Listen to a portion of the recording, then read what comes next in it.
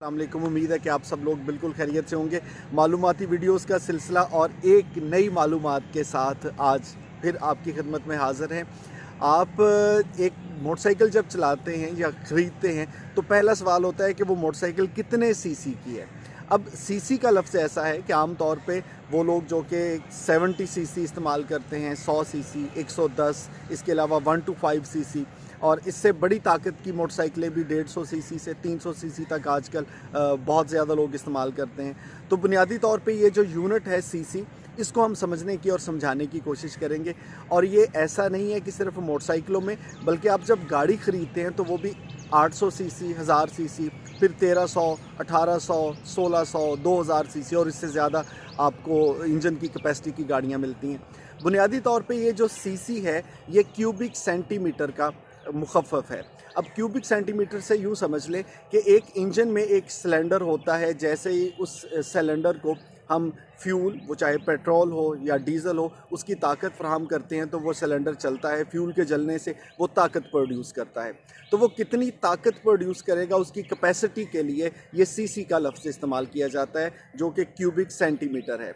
अब मान लीजिए कि अगर 70 सीसी है तो वो इंजन जो है वो निस्बतन कम ताकत फ़राहम करेगा और उसके मुकाबले में जब सीसी बढ़ते जाएंगे तो इंजन की ताकत ज़्यादा हो जाएगी। सो इंजन की ताकत को जानने का ये एक बुनियादी तरीका जो है वो सीसी समझा जाता है। अब बहुत सी गाड़ियाँ 4 सिलेंडर वाली आती हैं, 6 सिलेंडर वाली आती हैं, 8 सिलेंडर वाली आती हैं और कभी शायद आपने किसी ड्राइवर से ये सुना हो कि फ़लाँ गाड़ी जो है उसमें इतने सिलेंडर हैं। मान लीजिए कि एक सिलेंडर जो है वो 500 सीसी यानी कि क्यूबिक सेंटीमीटर करंट प्रोड्यूस कर सकता है और जब वो इतनी ताकत पैदा करता है और उस गाड़ी में 4 सिलेंडर हैं तो 500, अगर एक सिलेंडर क्यूबिक सेंटीमीटर उसकी कैपेसिटी है तो 4 से उसको ज़रब देंगे तो वो 2000 सीसी गाड़ी बन जाएगी।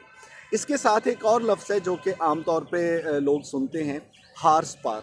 अब हॉर्स पावर जो है घोड़े की ताकत, इसका बुनियादी फार्मूला क्या है और ये कितनी ताकत एक हॉर्स पावर हो सकती है।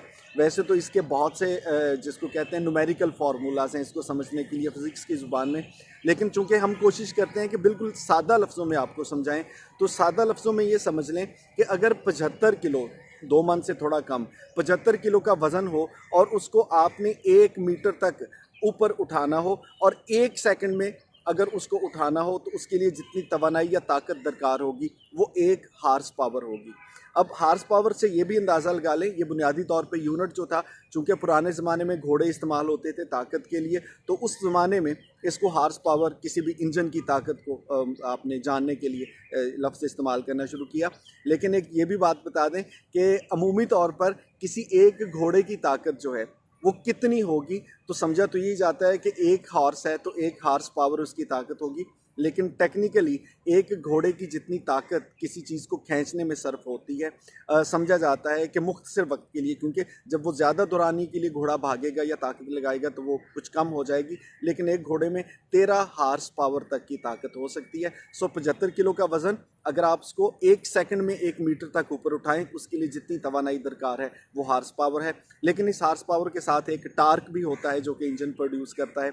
जब छोटे सीसी वाला इंजन भी हो, आरपीएम्स के हिसाब से जब उसको ज़्यादा आप रफ्तार के साथ भगाते हैं, ज़्यादा रेस देते हैं तो उसकी हॉर्स पावर बढ़ जाती है। जब वो हालते सुकून में आता है तो हॉर्स पावर कम हो जाती है। सो ये कुछ बुनियादी मालूमात थी, सोचा कि आपके साथ शेयर करें। अगर आपको ये मालूमात पसंद आती हैं तो अपने दोस्तों के साथ ज़रूर शेयर किया कीजिए। आबाद रहिए।